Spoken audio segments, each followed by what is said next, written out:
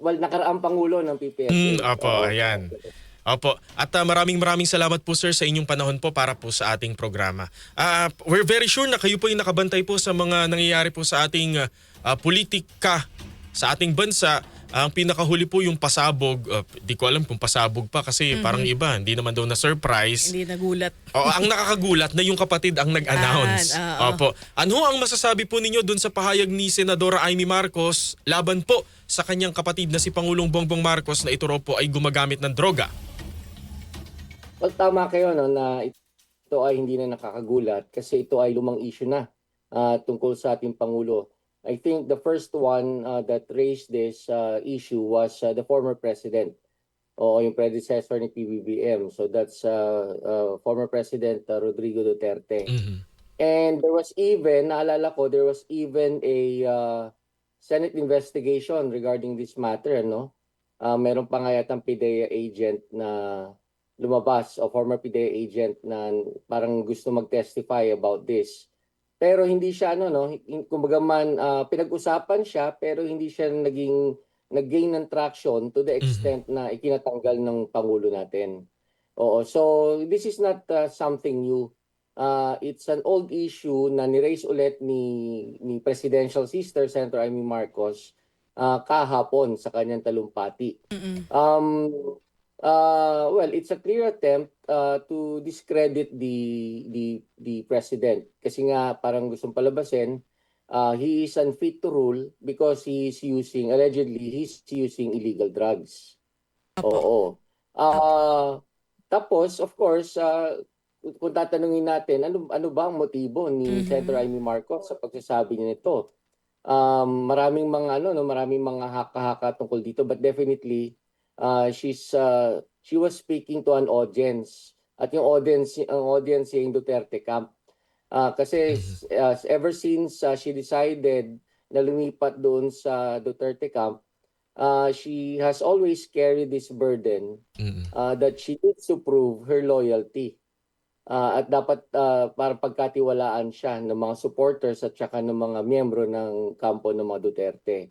So, yun ang pero sa akin lang raising it during a prayer rally in front of a huge crowd, I think it's not appropriate. Kasi this is I think this is a family matter. Tingin ko lahat ng karamihan ng mga pamilyang Pilipino ay mayroong family member na gumagamit at naging problema itong paggamit ng illegal drugs. So, ang tanong dito, how have they dealt with this kind of issue within the family? Well, definitely, hindi nila isinasa publiko ito, no? Yes. At talagang sincerely, ay tinutulungan nila yung family member nila na gumagamit ng droga. Halimbawa, ang pinakamainam na solusyon dyan ay pagdadala sa rehabilitation center.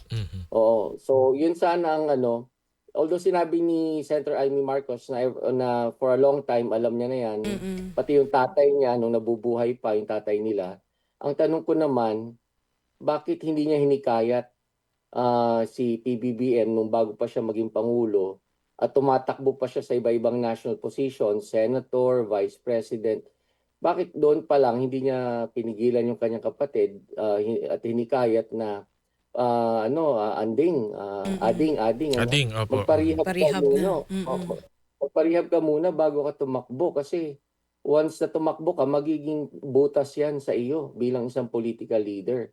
So yun na, I question I question the sincerity of Senator Amy Marcos.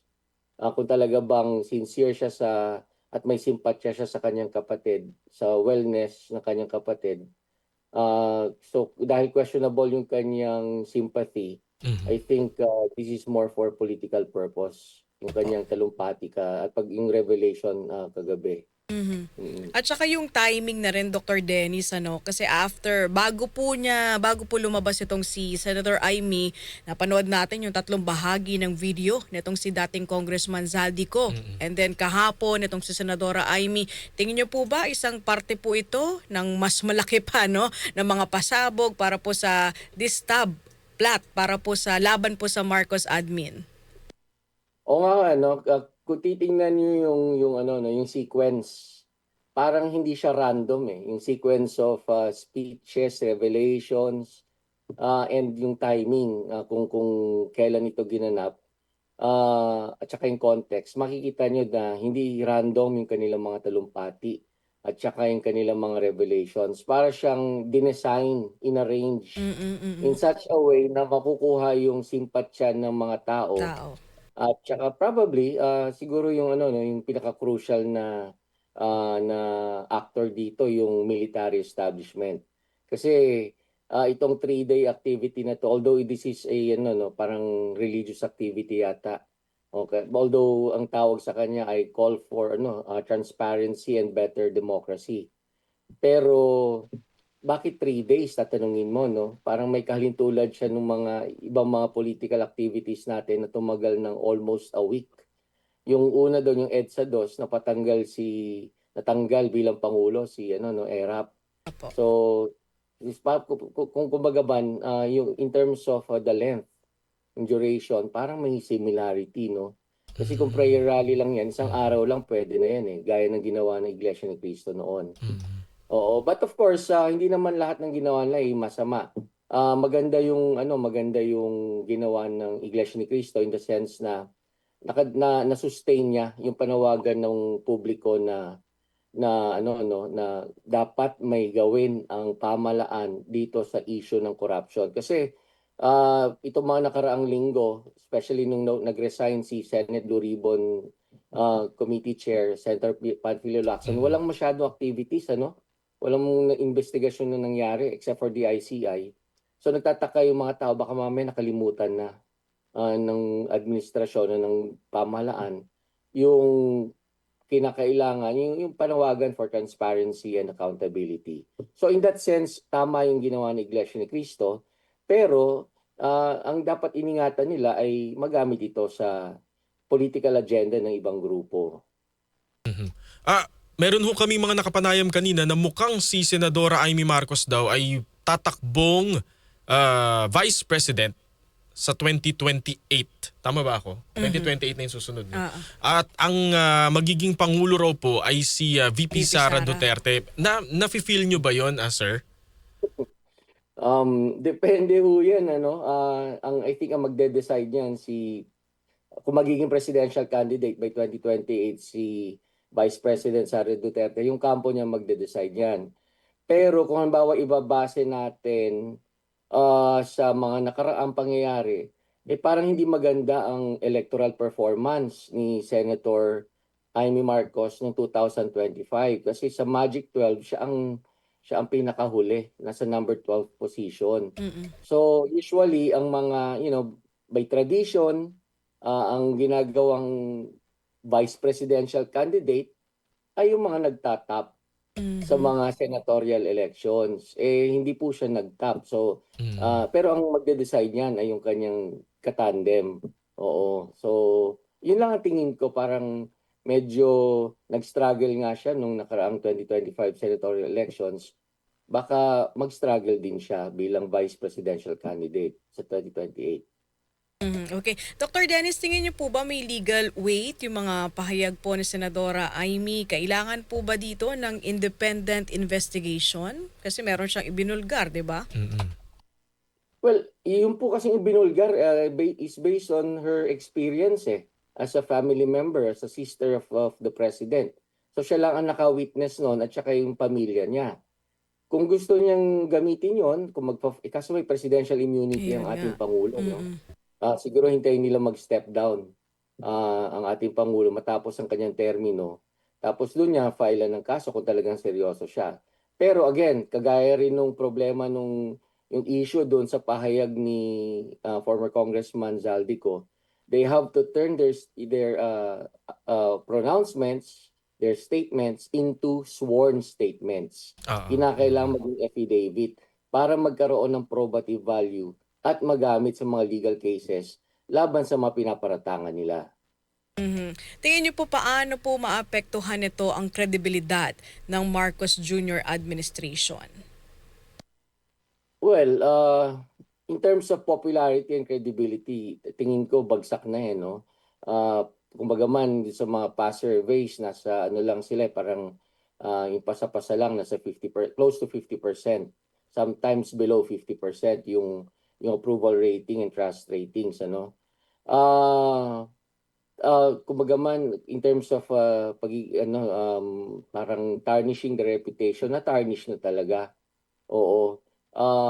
To the point na ano nga kumbaga man nakaka-aggravate pa to kasi at this point yung Pangulo ay tinatawag, pumasok na doon sa stage na siya ay nagiging lame duck president. Oo. So, yun, kumbaga man, well, kaya pa naman niyang ibangon ito, no? By performing well and by being very serious sa kanyang anti-corruption drive. Sinimulan niya to eh. So, ang tanong, paano niya ito tatapusin? May papakulong ba siya o Yes. basta ganyan-ganyan na lang yan?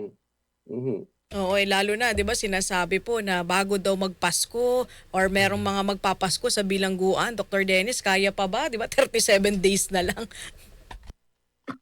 Siguro in terms of filing cases against them and issuing warrants of arrest, kaya pa bago magpasko.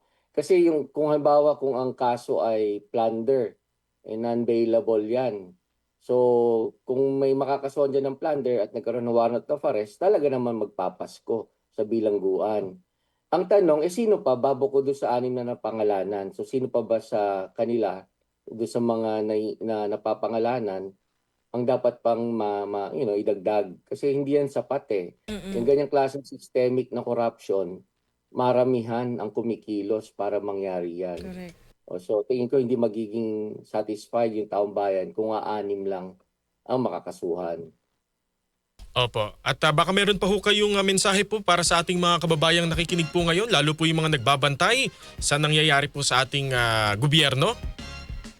Tama po, patuloy po tayong magbantay, magmatsyag kung ano ang susunod na gagawin ng pamahalaan. So yung public pressure na ginagawa natin ay patuloy nating i-exert upang sa ganon mabigyan linaw kung saang landas patungo itong mga investigasyon na to at kung ano yung susunod na gagawin ng administrasyon. So yun lang po. Okay, with that, Dr. Dennis Coronation, maraming salamat po Thank sa you, inyong sir. oras at panahon. Mabuhay Salamat po po. kayo. Nakausap po natin si Dr. Dennis Coronation. Siya po ay ang past president po ng Philippine Political Science Association o PPSA at chairman po, nagtuturo po sa UST dyan po sa Maynila, Department of Political Science. Medyo mahirap